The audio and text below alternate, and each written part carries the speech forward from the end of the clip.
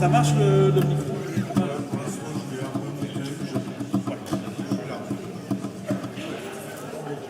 Merci.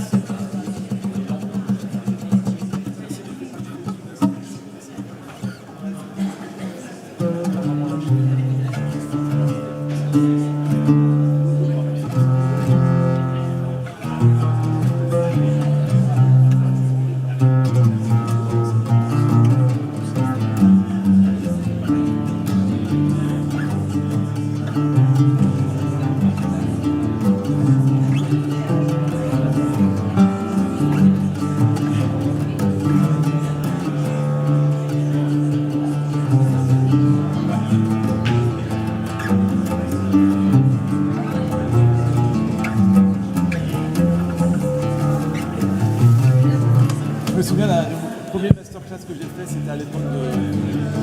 I remember my first workshop at I was a video, no?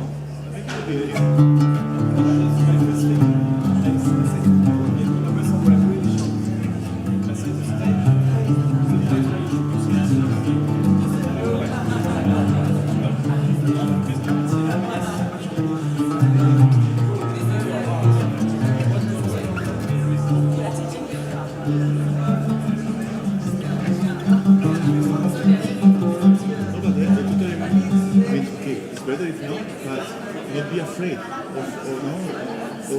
and take risks. Take risks. The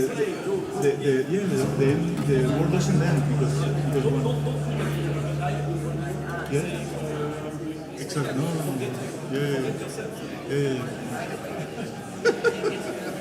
The teachings of a master. Play mistakes.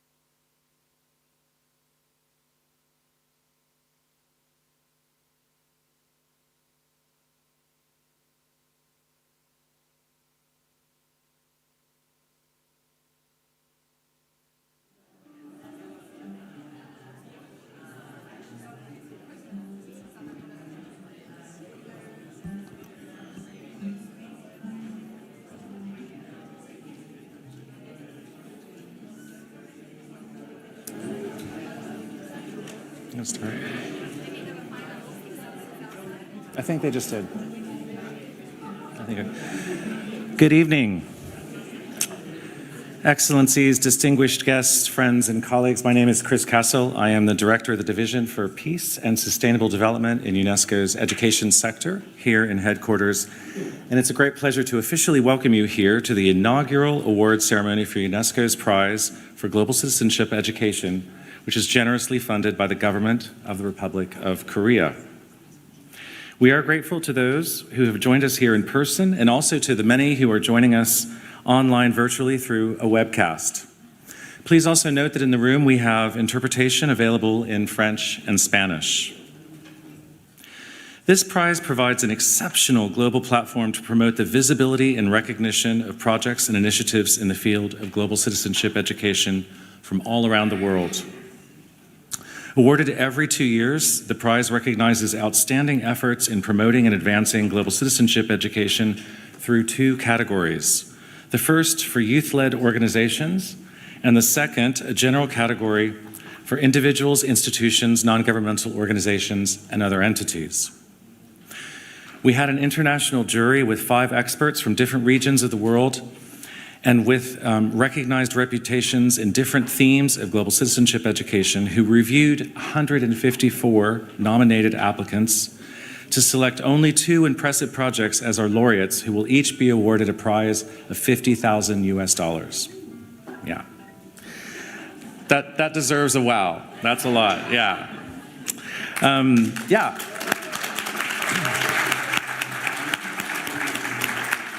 And very well deserved, I might add, as you will see in tonight's program. So our Assistant Director General for Education, Ms. Stefania Giannini, who is the chair of, as well as the chair of the International Jury, Professor Fadia Kiwan, and the Chargé d'Affaires from the Republic of Korea's Permanent Delegation to UNESCO, Ms. Yeol Kang, are with us today to present the laureates with their awards. But before we announce the outstanding projects and the laureates, it's a great honor to introduce to you a brief musical performance by these artists that you can see up on stage from the Institut International de Musique du Monde. Now, this institute is a music institute based in Marseille, which also promotes intercultural dialogue and the safeguarding of intangible cultural heritage. So very, very relevant for us here in UNESCO.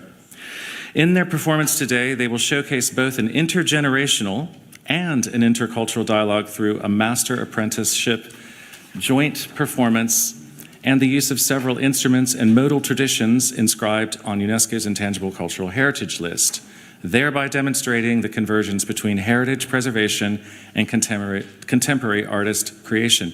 Now, I have to tell you, I had the opportunity to meet the musicians before, and these instruments are pretty interesting, and you're going to, I think, really enjoy the performance, and they'll tell you a little bit about these instruments and what they're called in a moment.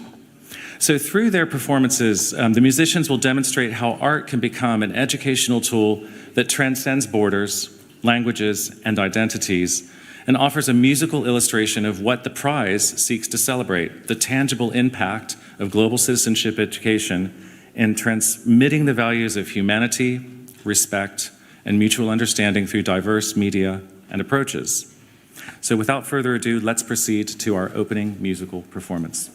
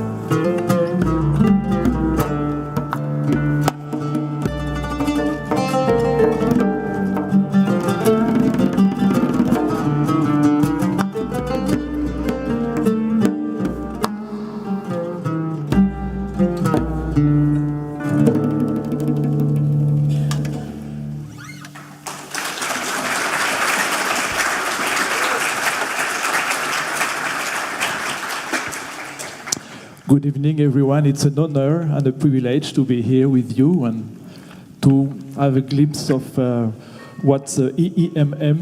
I have to apologize with my horrible French accent, but to give a glimpse of what we're doing at the International Institute of World Music.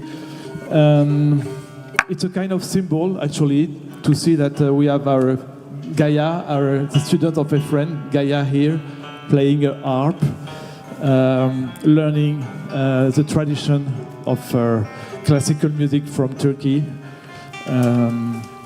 With Efren Lopez here, the maestro, who is himself from Spain. So you see, as the director just before us, all the culture interpenetrates together, and we have both very deep tradition and also a connection to each culture together, bringing new composition, new work, and for a contemporary travel journey, I would say. I don't want to speak too much. Music is much more important, and we have a very short time. So if you want to learn more about IIMM, you have, I think, some documentary where you can check everything. Thank you so much, and let's continue the journey. Efren just played oud there, and as I told you, this is a harp, the special one. How did you say in English? It was liver harp, which is a kind of special harp. This is an Afghan rebab here, and I play a percussion from Iran, which is called either zarb or tombak. Thank you so much, and let's continue the journey.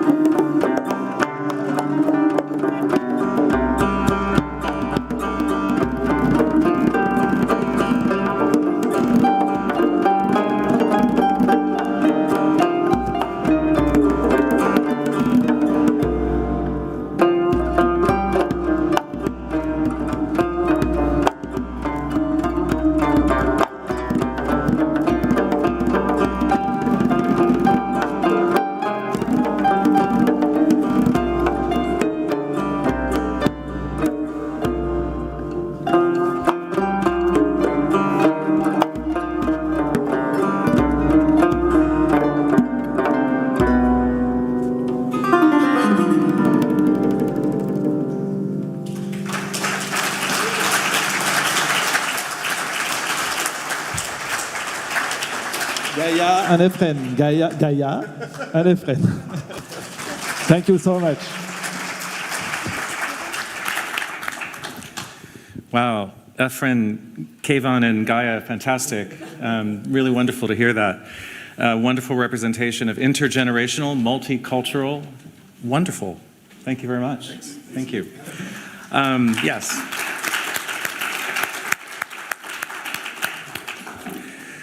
So while we're allowing our musicians to depart the stage, and again, what a wonderful way to kick off our awards ceremony, it's now my pleasure to invite Ms. Stefania Giannini, our Assistant Director General for Education, to the stage to provide some opening remarks.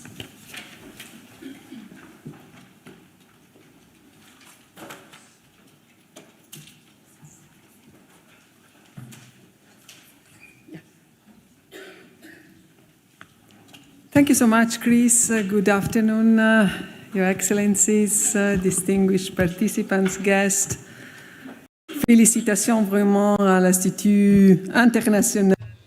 So, congratulations to the National Institute for World Music.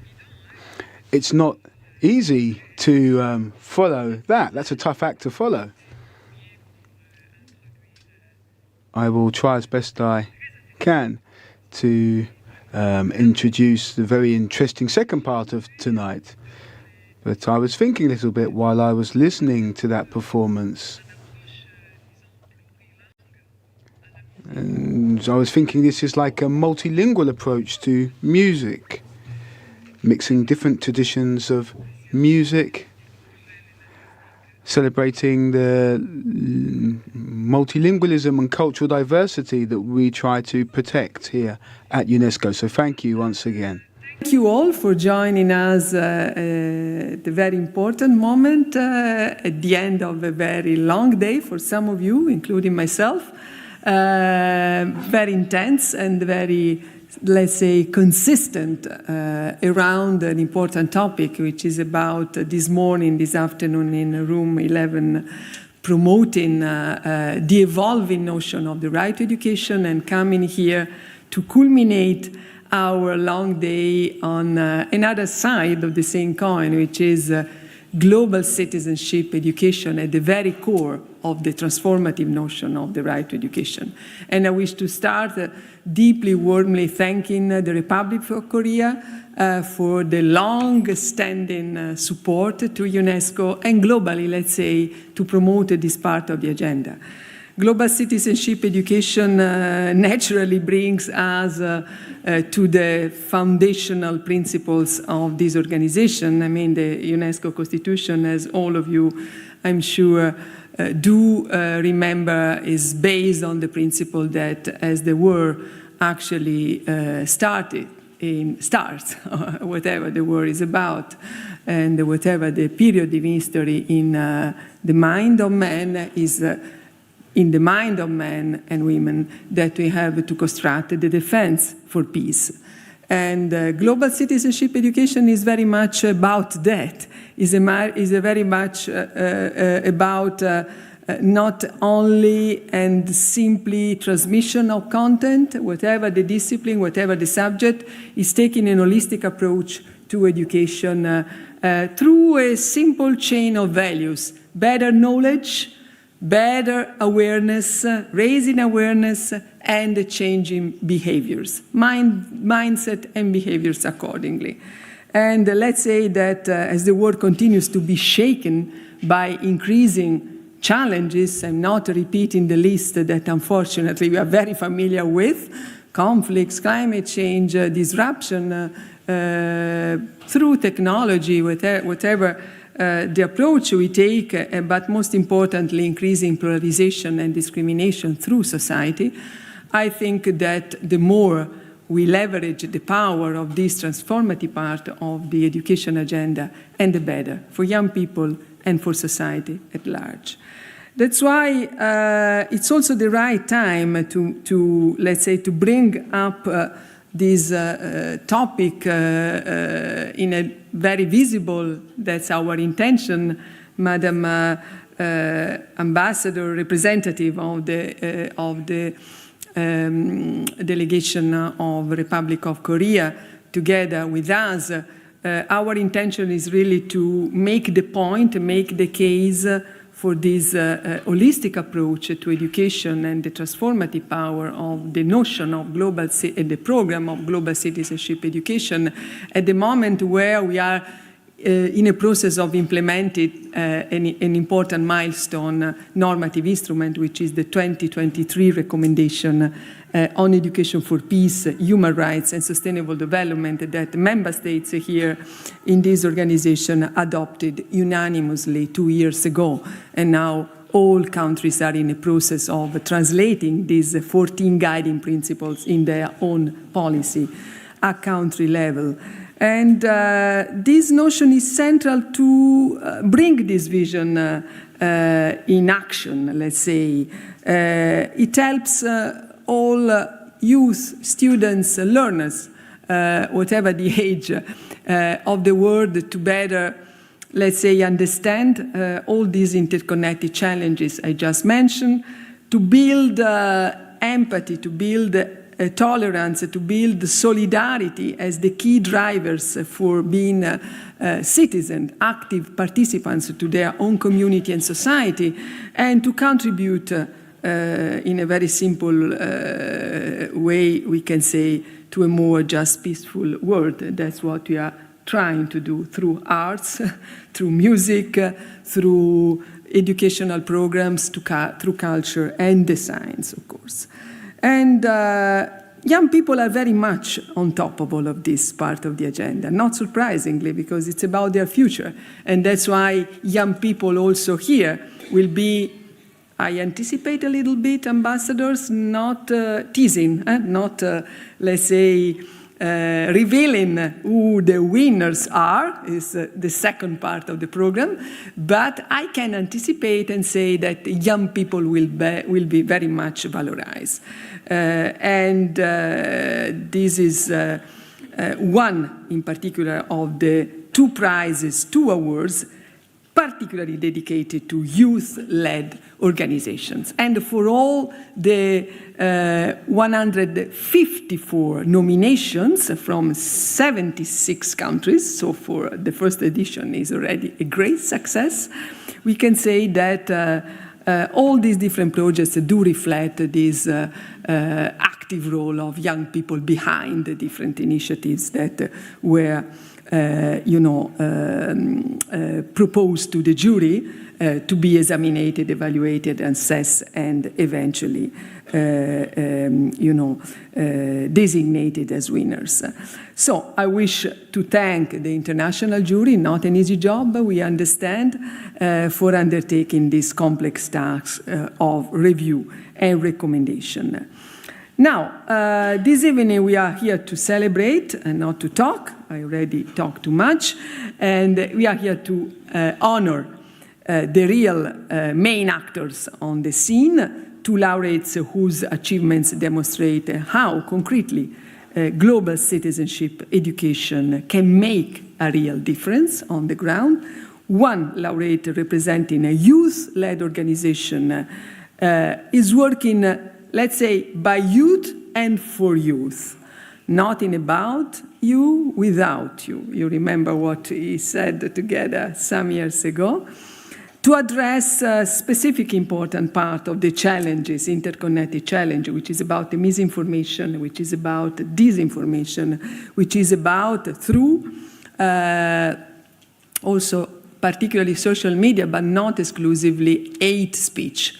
Hate starts with words many times, and the history is full of these examples. So that's why language is important. That is why it's important to contrast the power, which is a negative power sometimes, of language. And they bridge cultural divides while creating innovative spaces for policy dialogue and collaboration. Well, our second laureate is a small school in the middle of the Amazon forest and region, addresses the global challenges of climate change, the loss of indigenous cultural knowledge and heritage, and they work by teaching students to care. You know, the the learning to care is very much the guiding principle for education in this century, in my opinion. So, great job. So, this project from different contexts, we'll see from different continents. I can anticipate also a little bit that they share a common vision of empowering learners through education to be better citizens and to build peace through their own individual contribution to society. So we also warmly recognize the 6 runners-up and all applicants, 154, some of them are year-round, I understand, whose daily work is advanced at GCD, and please, try once again. This is the first edition, and very many will come later on in the coming years. This ceremony follows today is also the International Symposium on the Right to Education, as already mentioned. It's about not only celebrating this important convention, 1960, but is very much initiating a process of revising the evolving notion of right to education. And we do another occasion, which is the anniversary still today of the United Nations Genocide Convention and the commemoration of the International Day in memory of the victims of genocide. So we put together different, let's say, important moments for us and for all of you, I'm sure. And we are honored, this brings me to another important message, we are honored to have with us the Cambodian-French artist Sarah Ng, whose work is being displayed here at UNESCO alongside that of Margaret Millet and of Chernik, and I'm sure that after the ceremony there will be time to go around and look and admire this artwork, which remind us that remembering also means committing, to not forget, to educate, and to prevent as much as possible. I think we can move now to the second part. I'm sure you are dramatically curious to understand who are the winners. And I'm not leading this part by myself, but other people will join me on stage. I'm supposed to stay. I'm supposed to come back. Okay, thank you so much. Enjoy the second part of the program.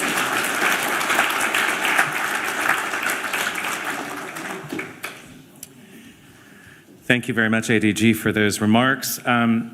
We're almost there, but we have a few more things to share with you. As we just heard from our ADG, this prize would not be possible without the generous support from the Republic of Korea, and we're honored to have a recorded message from Ms. Gina Kim, who is the second Vice Minister of Foreign Affairs of the Republic of Korea. Let's roll that recorded message. It's a privilege to join you at the inaugural UNESCO Prize for Global Citizenship Education.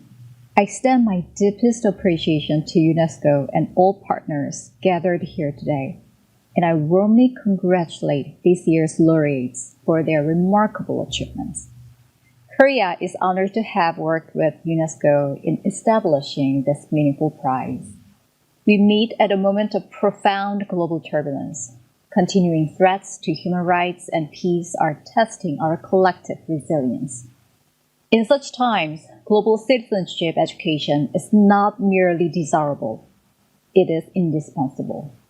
It cultivates in learners a deep appreciation of universal human values and the responsibility required to engage thoughtfully with the global challenges of our time.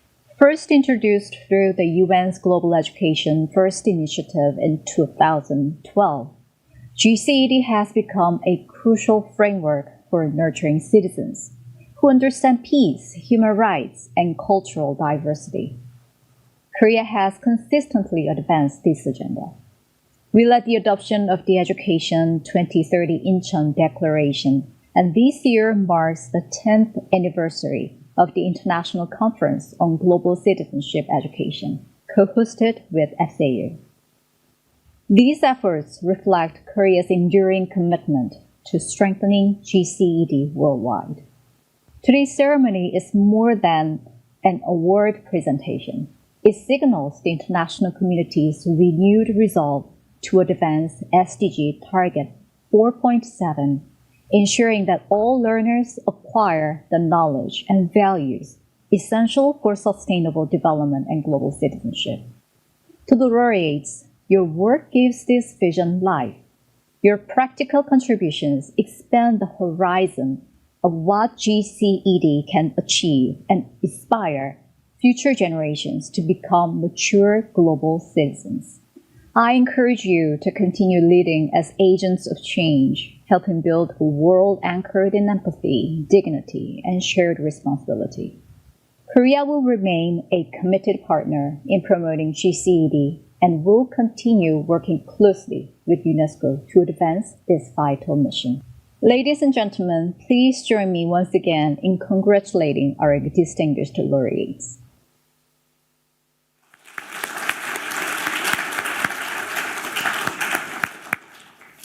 Well, thank you very much, Second Vice Minister, for those encouraging words. And as she mentioned in her presentation, the concept of global citizenship education was in fact officially established almost 15 years ago in 2012 under the leadership of the 8th Secretary General of the United Nations, His Excellency Ban Ki-moon.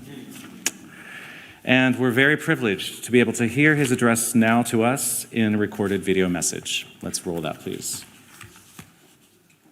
Distinguished guests, ladies and gentlemen, it is a privilege for me to greet you through this video message at the inaugural UNESCO Prize for Global Citizenship Education. I take this opportunity to express my sincere thanks to UNESCO and the Republic of Korea for launching this prize. I have devoted much of my time to the cause of multilateral cooperation and sustainable development. While serving as the 8th UN Secretary General, I witnessed firsthand both the promise and the peril of our interconnected world.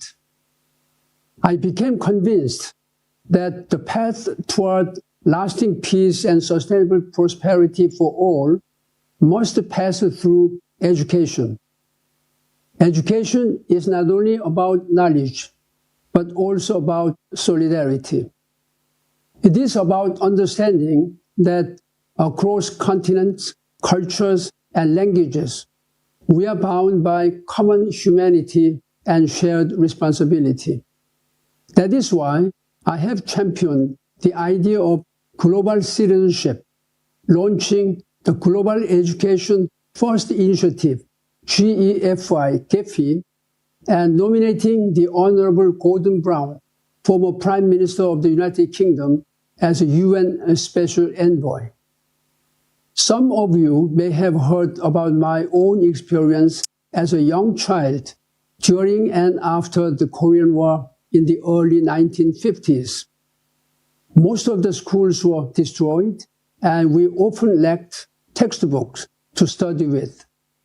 During that crucially difficult period, UNESCO provided essential support, including printing machines to produce textbooks. Through this support, the Korean government was able to provide quality education, helping young children become global citizens who contributed significantly to Korea's economic and social development. Distinguished guests, ladies and gentlemen, to me, being a global citizen means recognizing that our lives are interwoven, that joys and sufferings of one corner of the world affects us all, and therefore each of us bears a responsibility to care, to act, and to serve. With the establishment of this prize, UNESCO has taken a bold and vital step forward by recognizing and rewarding exceptional initiatives in global citizenship education. We shine a spotlight on educators, activists, and dreamers who are working tirelessly to build bridges across difference to nurture compassion and respect. So my sincere congratulations to the winners. Your work matters more than ever. I also urge governments, educators, and civil society leaders to invest in global citizenship, not as a luxury, but as a necessity. Let us embed in our curricula not only academic contents, but also values of respect, cooperation, human rights, and cultural diversity. Let us prepare learners not just for jobs, but for citizenship that fosters dignity, peace, and shared prosperity. Ladies and gentlemen, may this prize shine as a beacon, reminding us that the classroom where young generations are taught global citizenship could be a birthplace of global solidarity. Thank you.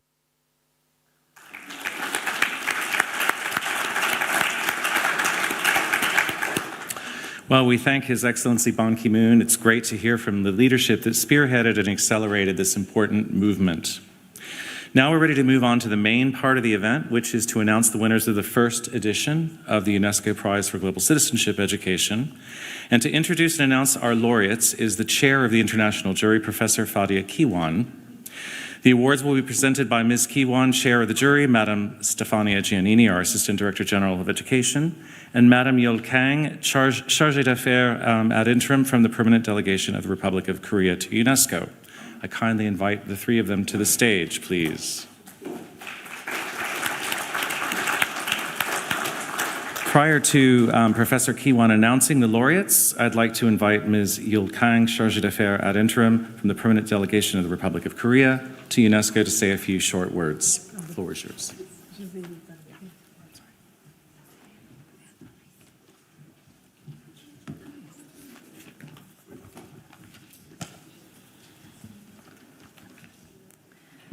Madam Assistant Director General for Education of UNESCO, Chair of the International Jury, Excellencies, distinguished delegates, and dear laureates. We've already heard from two distinguished Korean speakers, so I promise I'll be very short.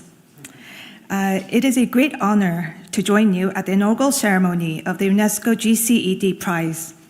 As we celebrate our first laureates, we are also invited to reflect on the true meaning of global citizenship education and how we can move forward together to open a new chapter. We recognize that GCED is grounded in mutual respect and shared interconnectedness, yet it takes many different forms in practice. Each community has its own needs and context-specific approaches. That is why GCED cannot be defined by a single approach or a uniform model. Instead, it grows through diverse experiences, practical examples, and innovative efforts across different contexts. Today is a chance to witness the remarkable progress already made and to be inspired by the real impact that GCED can achieve. Our laureates show us how meaningful change is possible and how each of us can contribute. I warmly congratulate all the laureates of this inaugural prize. I also extend my sincere appreciation to the Secretariat and the jury for their dedication. The government of the Republic of Korea looks forward to working closely with all of you to advance GCED around the world. Thank you again.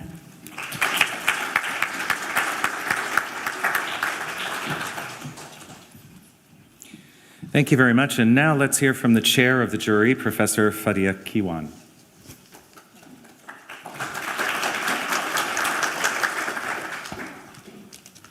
Good evening. There is a lot of suspense. I would like to make a comment on the music before going through the proclamation of the laureates. With Afghani and Iranian instruments, I could recognize Arabic music and Arabic songs. So this is really amazing and interesting for all of us.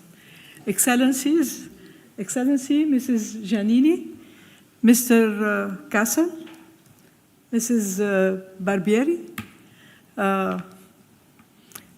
distinguished delegates of member states, dear laureates, ladies and gentlemen, I am standing here commissioned by the international jury who honored me to represent them and to proclaim with Mrs. Giannini and the team of UNESCO the names of the laureates. But let me tell you who we are before. We were 5 persons from different regions of the world, different sectors as well, related to peace and education. We were as follows: Carlos Torres, distinguished professor and former director of the Latin American Center in Argentina; Dudu Dien, human rights lawyer, former UN rapporteur, international expert on interreligious and intercultural dialogue, racism and identity, from Senegal; Julia Paulson. Professor Paulson is Dean of the College of Education at the University of Saskatchewan from Canada; Soon Young, Professor Soon Young Pak. He's professor at the Department of Education at Yonsei University from the Republic of Korea; and myself, Fadja Kiwan, Director General of the Arab Women Organization and formerly a professor of political science at St. Joseph University in Beirut from Lebanon. We had to deal with more than 150 candidates. It was really amazing, strong initiatives coming from 760 countries. And it is a real success for UNESCO and for Korea, having taken this initiative as a first edition. It's a real success. But above all, it was embarrassing for us because, as you may know, the concept of global citizenship, it's not a clear-cut one. You can have many definitions. Among others, we had a debate among the jury on the overlapping and differences between universalism and globalism, because globalism may have some economic connotation, and it's a recent concept, while universalism is rooted in the Universal Declaration of Human Rights, which UNESCO is championing and trying to extend these values across its activities all over the world. And other debates touched which value should be prioritized, because the initiatives we had to deal with, some of them were dealing with by teaching GCED values and principles. Others went through GCED values and principles by making initiatives in different fields.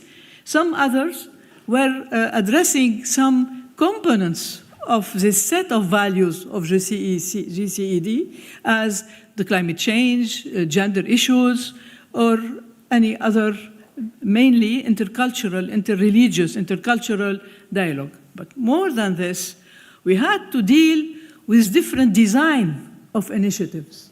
Some were individual initiatives, some very, very strong individual initiatives.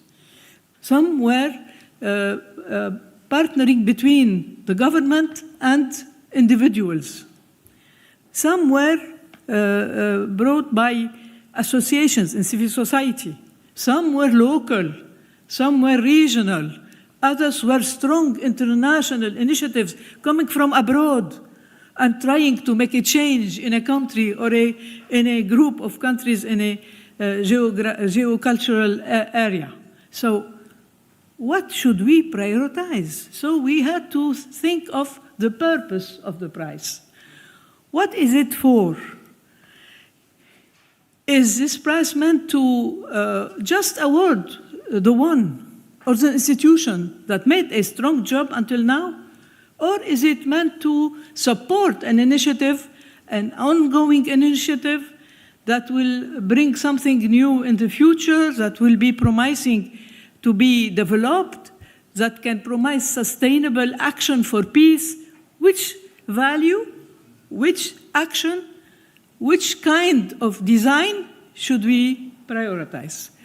We could make a choice only in the field of youth-led initiatives and general category initiatives. But we have in the basket of the general category a lot of very different initiatives still. So we cannot be fair enough when we choose one. But we made a choice. We made a choice by trying to prioritize the action that was promising the future, in the future, and that would have a potential of crossing borders, not to be only local, or at least who could be a success story that can be really teach here and there and followed here and there. So here we are. We had this range of applications, this embarrassment, these different criteria, and in reviewing these applications, we considered the clarity of the spirit of the GCED in each initiative, and we couldn't emphasize enough that there were numerous outstanding initiatives. But we started by the youth-led because we had to make a choice first, and we had two speed, one for youth and one for the general category. For the youth category, the laureate is a project that stood out because of their work. Both, Mrs. Giannini said it a little bit before me, they work on empowering young people as change makers and on advocating for a more enabling environment for a true dialogue with both policymakers and community leaders. It is grounded in local needs, yet promotes universal values of global citizenship through supporting intergroup dialogue and understanding, addressing rising hate speech, enabling cross-cultural collaboration, and advocating for an inclusive and youth-led youth, peace, and security agenda with voices and needs at the center. So, as today I have been told by Nima that it is a National Day of Tanzania. So the Tanzanian youth are offering to Tanzania today a great gift by being selected as the laureate of the youth-led initiatives. So it is the African Leadership Initiatives for Impact Ali from the United Republic of Tanzania, who is the laureate of this category. Congratulations to the Tanzanian.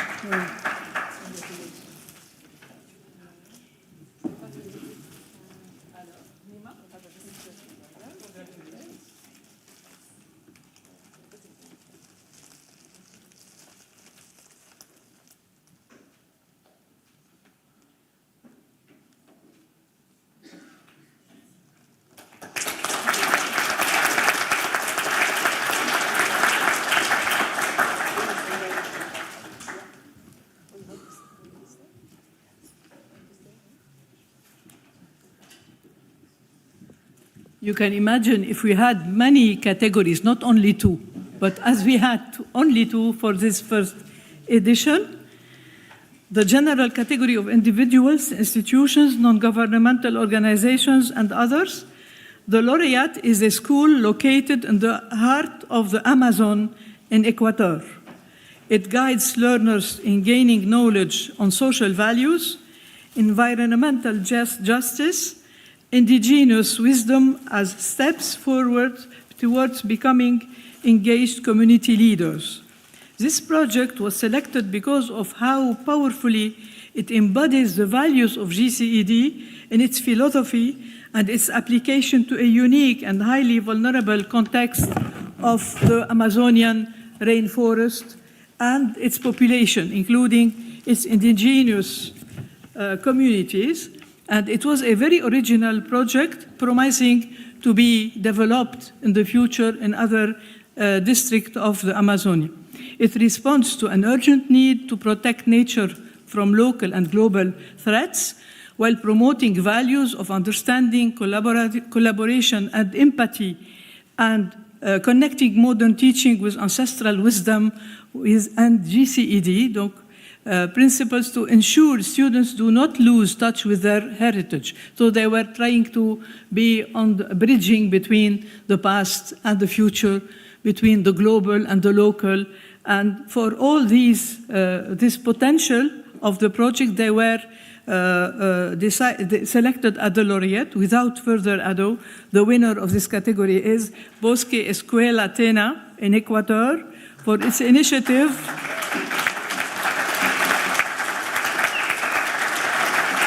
Guardians of the Forest, Builders of the Future.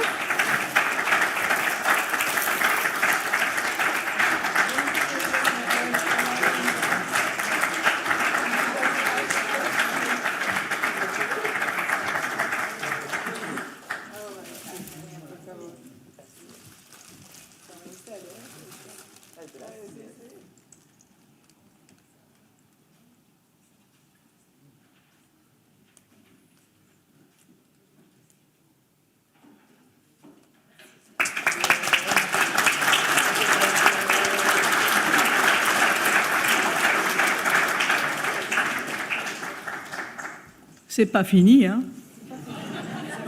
And that's not all. Fini. We had a wide range of initiatives, so we decided to choose 3 in each category as runners-up.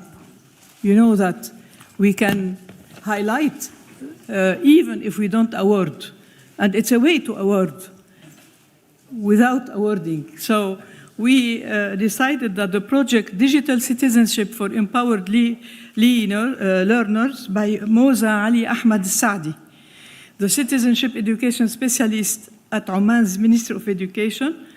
This project embeds digital citizenship teams into curriculum, including artificial intelligence challenges, online safety, misinformation, digital ethics for students and educators in Oman, while promoting collaborative participation in digital problem solving. It was in partnership with the Ministry of Education in Oman. Then the project To the Table, Green Future, by Dominique Paula Dakouri, the director of Center Esther in Ivory Coast, which aims to prevent school dropout by vulnerable girls, supports green food sustainability choices, and also develop young female leaders capable of collaborating and acting for a more sustainable future. And the third is equipping educators, empowering young people by cool.org in Australia, which provides educators with versatile and collaboratively prepared resources to help embed GCED into everyday teaching, which are freely accessible and downloadable. Congratulations to these initiatives. There are 3 more. I told you, c'est pas fini, hein? So we have these 3 runners-up. For the category of youth-led organizations, we started with the general category to be fair, because when we proclaimed the laureate, we started with the youth. Now we come back to the youth. The project Youth in Action by the Cordilleran Youth Center in the Philippines, which works on establishing youth-led spaces for indigenous and non-indigenous youth in the Cordillera region to bridge divides and to address youth exclusion. This is the first runner-up of the category of youth. The second runner-up is the project Empito Liderando la Educación Sin Fronteras by Asociación Latinoamericana Empito country in Ecuador, which promotes action to address educational exclusion and discrimination faced by migrant and refugee learners in Ecuador. And last but not least, the project Global Volunteer by Asociación Internacional de Estudiantes en ciencias económicas, c'est portugais, empresarias in Portugal, which provides cross-cultural exchanges for young people, including volunteer opportunities abroad.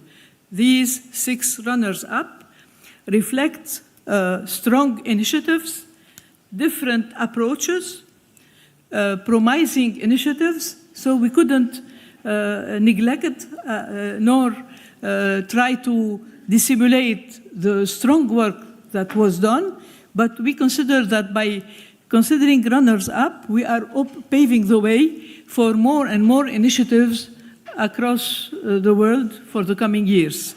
So congratulations for the runners-up as well. And I think before leaving the floor, I'll leave it immediately after saying that I would like to thank in particular the Secretariat of this prize under the leadership of Mrs. Barbieri, who helped us a lot, the Secretariat, who are silent soldiers working day and night as pharmacists really do, to make it easy, to make it doable. And we did it because we were helped by the Secretariat of UNESCO. Thank you very much. I would like to tell you, as a member of this jury, that we will face wars by fighting through the education for peace. This is the way we will be facing the future. We will be facing the challenges of wars by trying to extend the more we can the culture of peace. It is not only in the mind of man and woman. The challenge is to develop these values in the minds of the children. And we will be working on this, supporting UNESCO initiatives. Thank you also to the Korean Republic for this initiative. The Korean Republic is trying to build its image as a peacemaker. You know why? Because around them, everybody is not a peacemaker. So thank you for this initiative. Thank you for your support to UNESCO. Thank you for being here tonight. And congratulations again for the laureate. Thank you. Wonderful. Thanks very much. And I think you heard from the chair of the jury how seriously they took their task, and it was really not clearly an easy one. All the more congratulations to our selected winners. Just to give you a little bit of a flavor for what these laureates have actually achieved and what they're doing on the ground, we've prepared a short video on both of the projects. So let's have a look at that so you get more of a sense of why they won the prize. Global citizenship education helps learners of all ages develop the knowledge, skills, and values needed to build more just, peaceful, and sustainable societies. The UNESCO Prize for Global Citizenship Education rewards outstanding initiatives from all around the world that contribute to transforming education. It also recognizes the powerful engagement of youth in society. In 2025, 2 remarkable initiatives are recognized for their exceptional contributions to their local communities and beyond. Each laureate will be awarded $50,000. Bosque Escuela Tena, a school in Ecuador's Amazon region, is reshaping learning by grounding education in active experiential learning, where the forest becomes a living classroom. Children from preschool to high school age develop empathy, critical thinking, and a strong sense of responsibility towards their environment and each other. Through exploration and collaborative projects, children cultivate the values that guide their community to embrace one another, grow together, connect with nature, and build strong bonds as they work toward a shared sustainable future. The school prepares an innovative community that responds to real, urgent challenges, promoting creativity, diversity, and peace while preserving ancestral wisdom. This is a local action with global meaning, and its impact is already visible in a strong and growing community. Kay muyo inyasha katinga mushu kausaira kuiranchi karang watauna.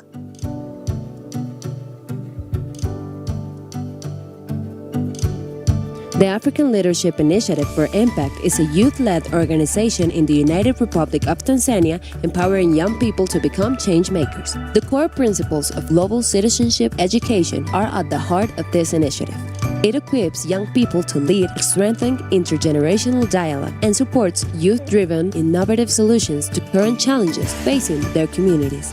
Grounded in local needs and youth priorities and informed by universal principles, the organization teaches youth to counter misinformation, hate speech, and discrimination, strengthen social cohesion, and fosters cultural and regional collaboration, reaching tens of thousands of young people and contributing to the United Republic of Tanzania's National Action Plan on Youth, Peace, and Security. By nurturing cross-cultural understanding and collaboration, their engagement moves all of us closer to a peaceful, resilient, and sustainable future.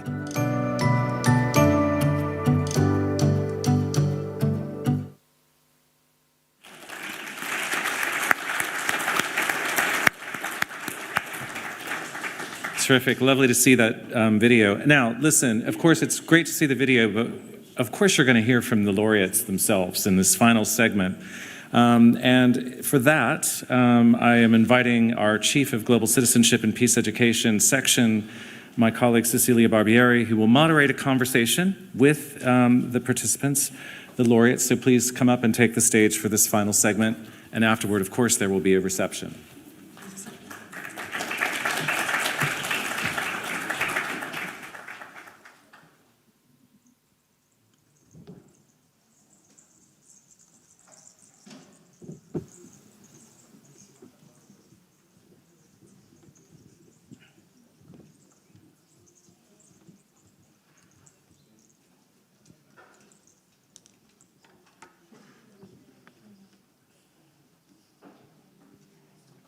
Good. So thank you, Chris. And this is the last act of our ceremony, an important one because we are going to have an exchange with our laureates and with our artist, Mr. Sarah Ng. So we are celebrating today the laureates. We are celebrating also the field of global citizenship education. So the idea is to have a brief conversation and to hear about your projects, your plans, your ideas. And we know that they are all different. They come from different backgrounds, cultural, geographical context, but they are all imbued with the spirit and the values of global citizenship. So we hope that by the end of this exchange with our guests, we can all see the different examples of projects in the sphere of the GCD, being they through formal education, through community action, through advocacy, through art, through the arts and culture. And we hope that you also feel inspired to have with ideas of your own. So on the stage with us, we have the representative of Bosque Escuela Tena from Ecuador. So Ms. Constanza Carrasco. Constanza is the co-founder of the organization. And Ms. Ladi Tapoi Calapucha, who is a Quechua language and environmental learning educator. Bienvenidas a las dos. Muchas gracias. We also have the representatives of the African Youth Leadership Initiative from the United Republic of Tanzania. So we have Mr. Joseph Brighton Malikala, who is the executive director of the organization. We have seen him in the video as well. And we have Ms. Neema Chuzi, who is the board chairperson. Karibuni sana to you all. We also are very honored to have Monsieur Sarah Ng, who is a renowned artist, French-Cambodian artist, that I think some of you know. He has just finished painting a piece of art, a new piece of art this afternoon here in UNESCO, for an exhibition that is titled Cambodia, The Time for Memory. And this is an exhibition that is on display here in UNESCO, and you will be able to see it, as we heard later during our celebratory cocktail. So Sarah's work and that of the other two artists who collaborate with him commemorate the victims of the crimes committed by the Khmer Rouge regime on the occasion of today's anniversary of the adoption of the UN Genocide Convention. So we are going to have a few questions for our guests, and some of them will speak in Spanish, some in French, so I also invite you, in case you need to use your headphones for the interpretation. So my first question is for Costanza from Bosque Escuela Tena. And Costanza, we would like to know from you, as a co-founder of this organization, what has inspired you to start this initiative, and how do you feel it is helping actually to create the next generation of global citizens? Bueno, muchas gracias. Thank you very much for having us today from Ecuador, the Bosque Escuela Forest School Tena. We're very pleased to be here, and we'd like to thank you very much. So, in the forest school, there are a lot of processes involving resilience and activities in which the forest is the school, and each plant, each tree are the teachers. When the children walk through the forest, every step they take gives them more information in an organic way. Information on ancestral knowledge, which opens the door in an impressive way to be able to be immersed in the forest and learn from these spaces in a natural way. We believe that children develop a sense of belonging to the space. After spending some time in a specific place, we start to understand the natural rhythms of the place. We start to understand how the weather works, how the animals behave, what the place is all about. And it's not just theoretical knowledge, it's gained directly through experience, where children learn from being present in that place and about what they want to, because their focus is on that place and they're learning information firsthand. So at the Forest School, we believe that learning through experience generates respect, resilience,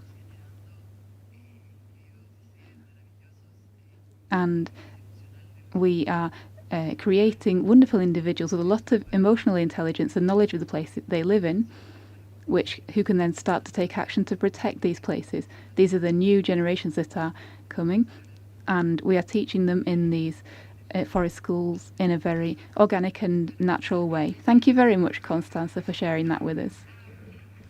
And I would like to pose a similar question to Joseph from the African Youth Leadership Initiative. Joseph, how did you become involved in this organization, first of all? And how do you feel that is contributing to shaping citizens that are globally aware, but also locally engaged? Thank you very much. It is a great honor to begin with being part of this awarding ceremony and for the recognition that we have received today.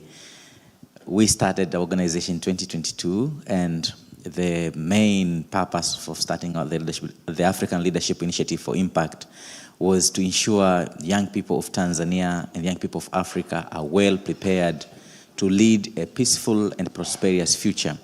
For us, the first intention was, we think our country, Tanzania, young people also of Africa, we need to make sure that they are well prepared for the future. The future is changing, a lot of changes are happening, a lot of threats of security, from climate change to digital misinformation, hate speeches, and many others. We need to make sure that they are well prepared to lead a peaceful and prosperous future.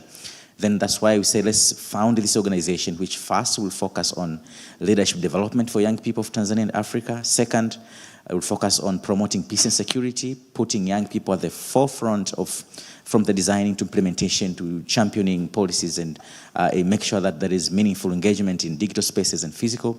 But also, third, to make sure that young people are becoming part of solutions of challenges, from challenges of job through innovation and creativity, addressing issues of job creation and climate adaptation. For me, the work that we have done up to now, we are very happy to see it is contributing to the global agenda because, for instance, the Youth for Peace agenda, we're trying to tell them that globally there is a UN Security Council 2250 which advocates for youth peace and security. And that means young people, we can be part of promoting peace through different ways, promoting understanding, promoting understanding and respect of diversity, human rights, but also peaceful engagement of dialogue is in settlement of our challenges that we have locally and putting forward what can be best done to make sure that our country is peaceful. So that is what we have been doing, and we are very much happy to see the local actions are being recognized globally. Thank you. Thank you very much, Joseph. Et je voudrais maintenant passer. And I'd now like to address Sarah Ng, our artist today. Sarah, as an artist, your work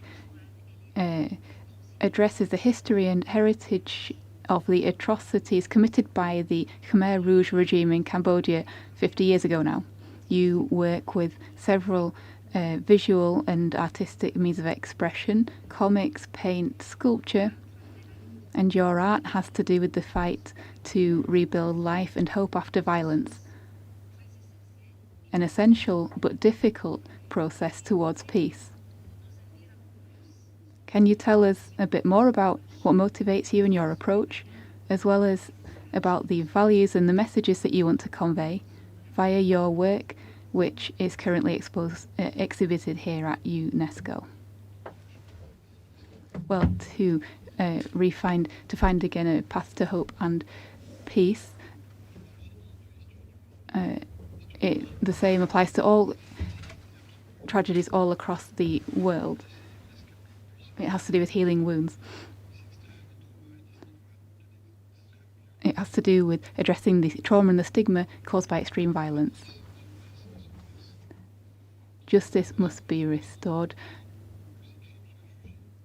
The crimes must be judged. With regard to the word struggle, that's a word that I use in my work, a struggle which we must not give up because the historical facts are clear and we have to fight against denial.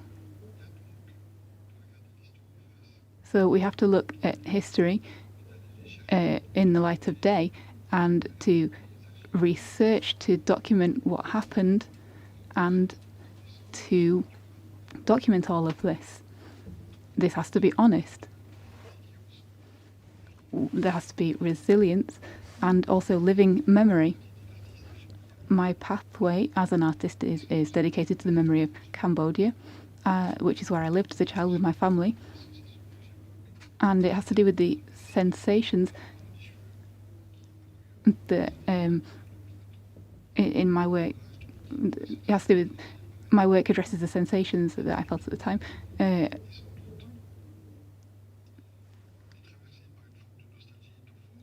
also has to do with a certain nostalgia of my childhood outside of the capital. This is the first time I've expressed myself in this way, and it's taken a long time. It has to do with a pathway to peace. Peace with oneself, peace with coming to terms with history, with a capital H, coming to terms with one's own pathway and the pathway of one's country. My work has to do with challenging what underpins extreme violence and representing what should not be represented. My comic books talk about this issue very explicitly. There is a collector, a certain collector that collects lots of different media to do with this, and it's a source of inspiration and revelation. In terms of painting, I take a different pathway. It has to do with this, a fight between form and reminiscence, and uncovering hidden universes, bringing them back up, letting them bloom. And that is the beauty of painting it, this sensitivity. And there's a sort of different motifs that come up again in my painting time and time again.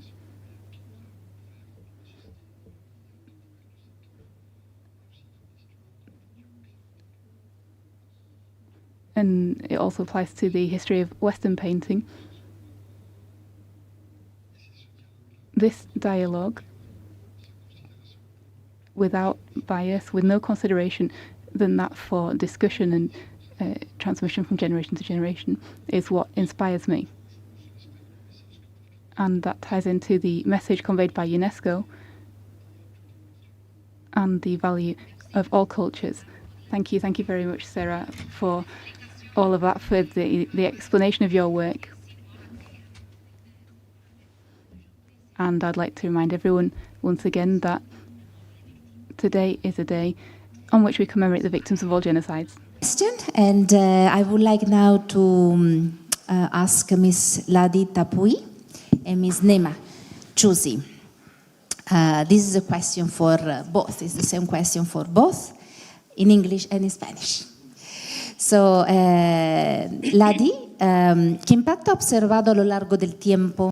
What impact have you seen over time with learners and young people who have participated in your programs? That's the first program.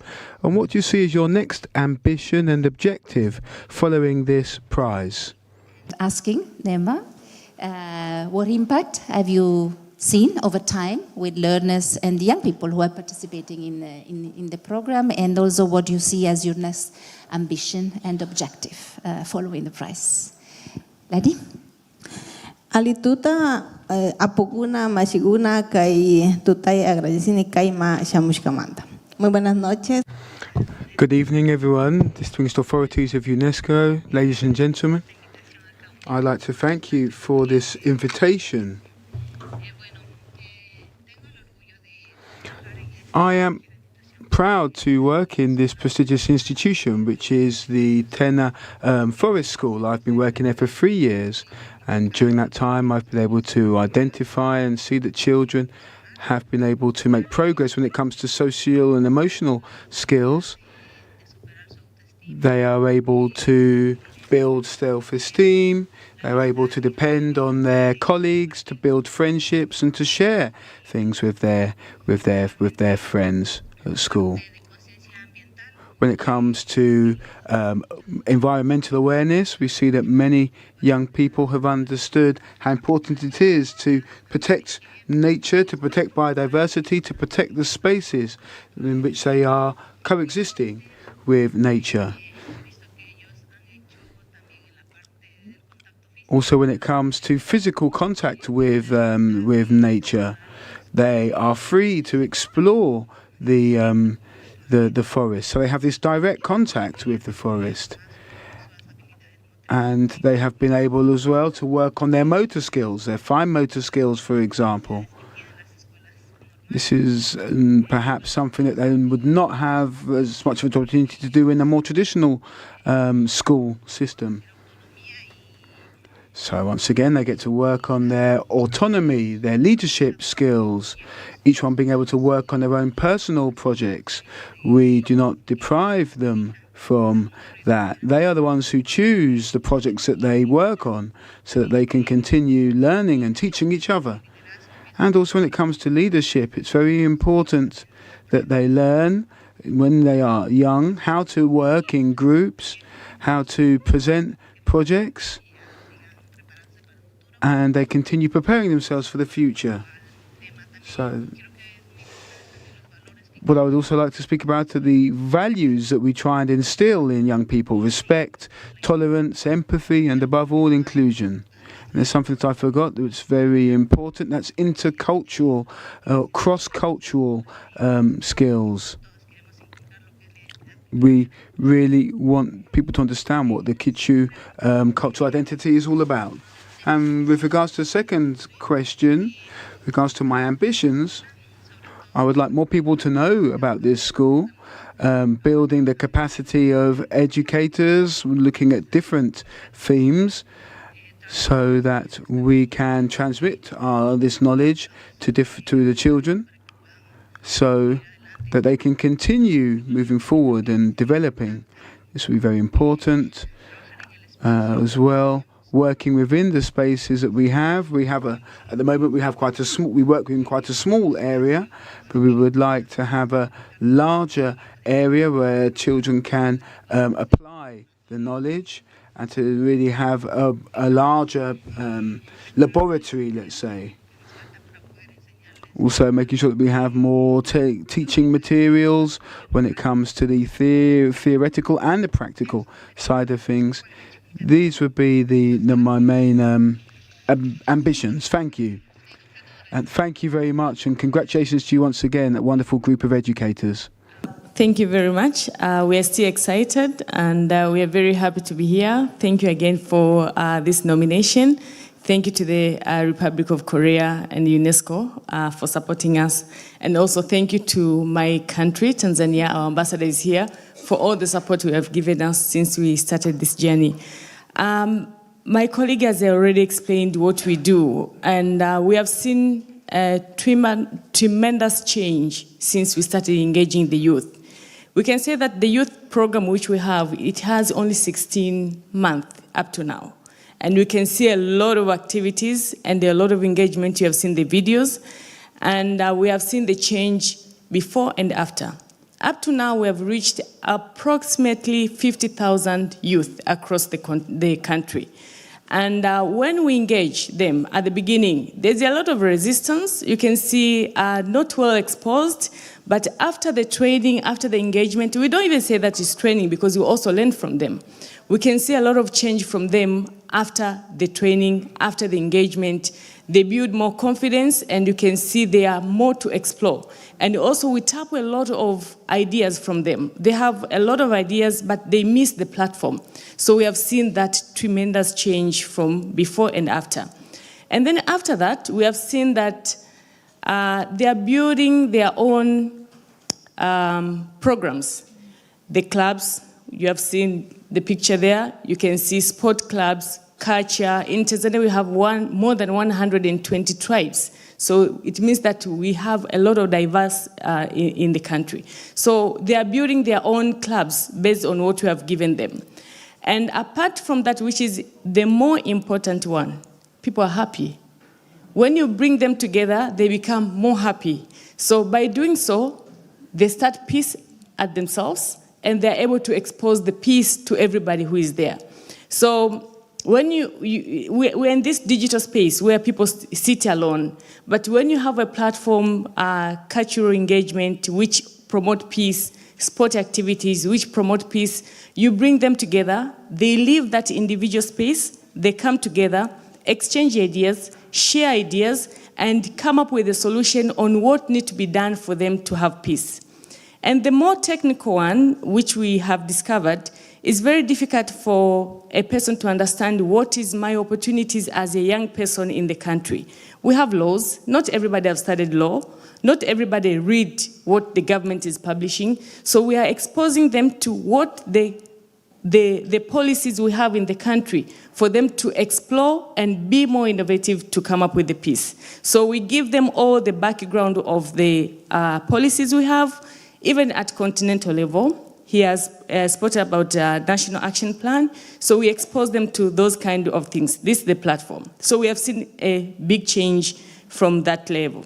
And what we are planning for us to do after this, first of all, our organization has been exposed. We have to be honest. So this is very big change for us that we'll be able now to interact with more. So we want now to have a National Action Plan. This is our pursuit, and we're working with our government to make sure that once you have a National Action Plan, you have a lot of activities which will be coordinated by different maybe organizations. So our effort will be coordinated by that action plan. We have at continental level, African Union has that kind of support.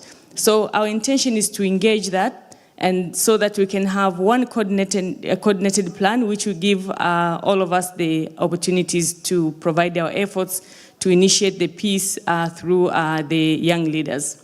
The second point which we want to do is to expose more the young people.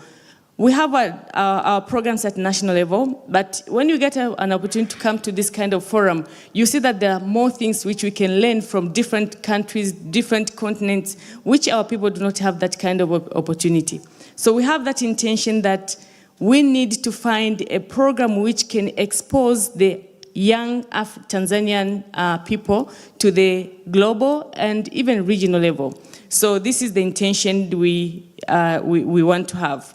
And the last thing which we need to expose more is the grassroots participation of the young people. So it's very difficult to reach every young person in the grassroots, but what we have done so far, we have seen that we're creating ambassadors for peace, youth ambassadors for peace, without us knowing. And they come from very grassroots level. So they go down there, engage the young people. So we are trying to make sure that every young person from wherever they are, they get exposed and get to understand what are their rights and what are their duties as well as young people to promote peace in Tanzania and also in Africa, if possible, the world. And we promise that we'll be the agent for change, as the deputy minister of the Republic of Korea said. We promise that we're going to be the agent for change and we'll do more. Thank you very much. Thank you, Nema. This is change in action. And on a une dernière question. A final question for Sarah. Sarah, how do you see the possibility for art to contribute to the values and the principles of global citizenship, including a better appreciation of human rights and an active commitment in favour of justice, equality and peace, even or above all in a period of time when the global societies are more and more polarised and divided? Well, the Khmer Rouge, when they wanted to completely do away with all artistic expression, turned away from modernity, dance, music, cinema, plastic arts, literature, poetry, theatre. Nothing should exist in their world. There should be no imagination or imaginary. And as works disappeared, so did artists. And so did their innovations. This was a society that turned inwards on itself. There was no mixity with any other cultures, and this was a soulless, dead society. So we had to open spirits and imaginations, but also, even then, it was painful to show what the role of an artist is. In many ways, an artist is a traveller and a citizen of the world, a builder of bridges, one who shines lights on experiences. Artists cannot be dissociated from the world as it is. They are neither monsters nor magicians. They have the job of seamsters, tailors, making sure that the world can be stitched back together again and different communities can be stitched together again. However, they also need to be able to collaborate in the world as it is today.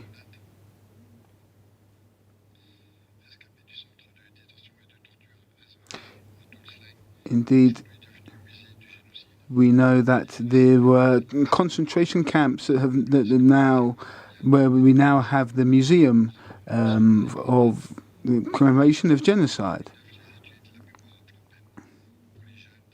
Indeed, in Phnom Penh, studying fine arts, I've invited them here to UNESCO to show their work.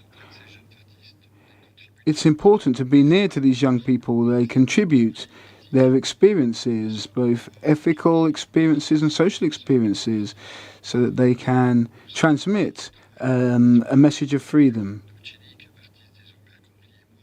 Nochenik, who is another artist who is on display here, at UNESCO shares the same values. Indeed, with our modest means, we have tried to advocate for a better, more peaceful world. We believe is the real aim of humanity.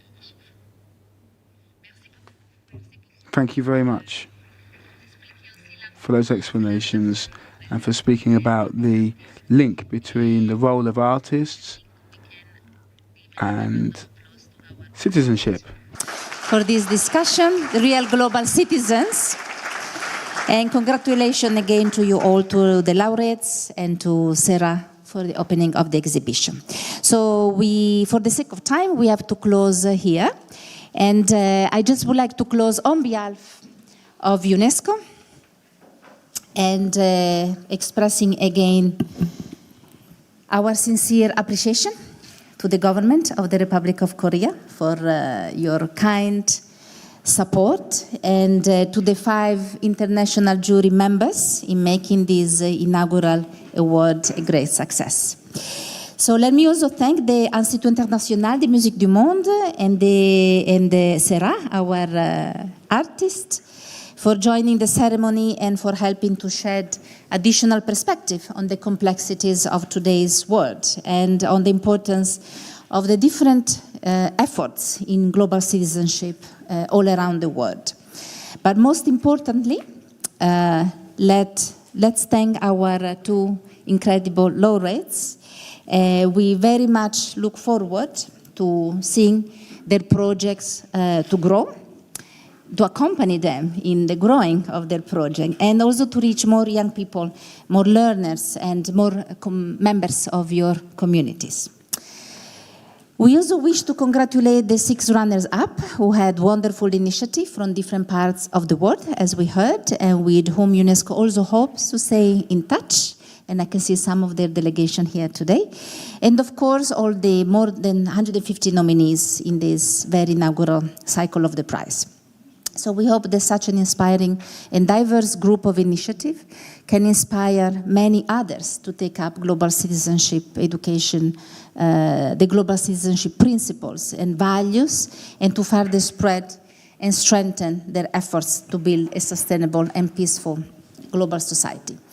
And now, without further ado, we are very pleased to invite you to join us and the laureates for a celebratory cocktail in the Salle de Papertu on the right side once you exit this room. And again, thanks for the generosity of the Republic of Korea for this evening. Thank you very much.